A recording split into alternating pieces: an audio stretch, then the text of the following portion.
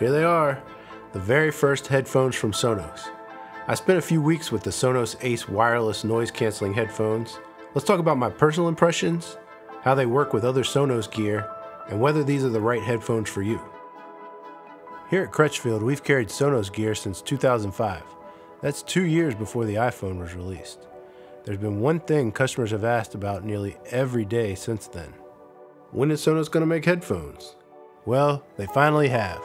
These are very good premium noise-canceling headphones with dynamic head tracking that can deliver spacious, outside-the-head sound with a cinematic sense of space.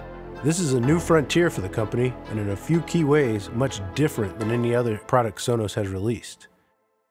These are Bluetooth headphones that do not connect to your home network or appear as a room in the Sonos app. In other ways, they fit right into the Sonos ecosystem. They share a familiar design language, offer thoughtful controls, and deliver a top-notch performance in everything they set out to do. Music plays wirelessly via Bluetooth 5.4, a newer version that's stronger and more reliable. It allows for less compression with certain phones and lets you stream Dolby Atmos. Battery life is strong. Sonos says you get up to 30 hours of wireless listening with noise cancellation. I've only had to charge it about once a week. Plus, a 3-minute charge buys you 3 hours of listening. Like most Sonos products, the Ace headphones sport a look that's both on-trend and timeless. They feel robust and premium. They feel like Sonos headphones should. The materials and build are on par with the B&W PX7 and the Airpods Max, and I personally find them more comfortable than the Maxes. Even though they're made of heavy-duty parts like these metal yokes and strong plastic ear cups, they feel light on the head because the weight's distributed well and the headband and ear pads are well cushioned. They fit snugly, which some people prefer. They don't clamp too tightly because there's some give where the metal yoke meets the ear cup, especially helpful for glasses. And they stay in place when I move or nod my head to the music. As someone who tests headphones for a living, I really appreciate this attention to detail. Notice how the inside of the ear cups are 2 different colors? You can tell which is left and right at a glance. The controls are easy to pick up on too. Instead of touch controls like you find on some of the other premium headphones, there are tactile buttons on each ear cup for controlling music, calls, volume, and more.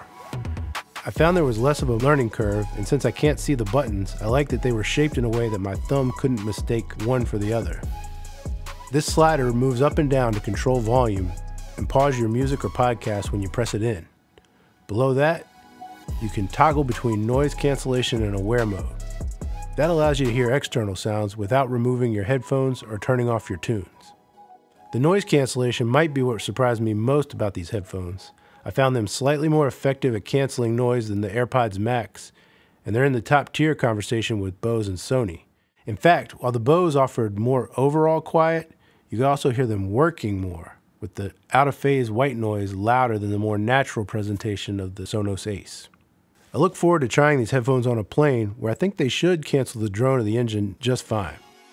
I did try them on a walk where I listened to a podcast and took some phone calls. Voices came through clear and easy to understand for both. I had the aware mode on so I could hear if a bike or someone was coming from behind and move over to the side of the trail. It was also a very natural blend of the real world and what I was listening to. Inside the Sonos app, these headphones show up separately from your main Sonos multi-room system.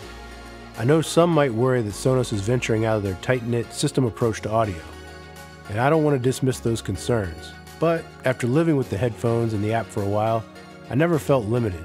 For the most part, my headphone listening was separate from the listening I did through Sonos speakers, especially, of course, when I was on the go. The app let me adjust EQ, customize the on-ear controls, and turn on the dynamic head tracking for spatial audio. I also activated the TV swap feature between the Ace headphones and the Sonos Arc soundbar. After a one-time setup in the app, a press of the content button sent the TV audio back and forth from the soundbar to the headphones.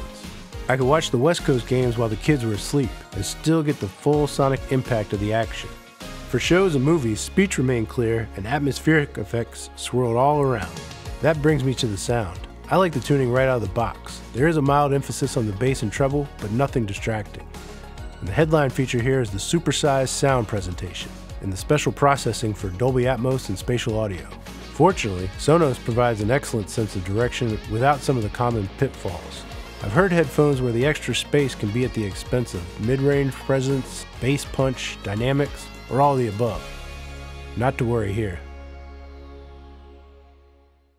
On the Atmos mix of Conway the Machine's new album, I heard the strong, controlled bass thump you want for hip-hop. And the MC's vocals cut through with texture and urgency, but certain instrument samples and ad-libs stretched out the scope of the soundstage. The extra spaciousness worked well for live performances too. On Casey Musgrave's Apple Music live set, I had a real feel for the tone and decay of the room. It was especially effective on the song Nothing to Be Scared Of, where she duets with her lead guitarist sitting in a stairwell. With all the reverb and background noise swimming left, right, and behind me, it was like I was transported there. So judging these purely as wireless noise-canceling headphones, I think they hold their own against the competition. If you're already in that Sonos ecosystem, these are a no-brainer. I'm personally excited to see the Sonos verse expand, so long as they remember what made us fans in the first place.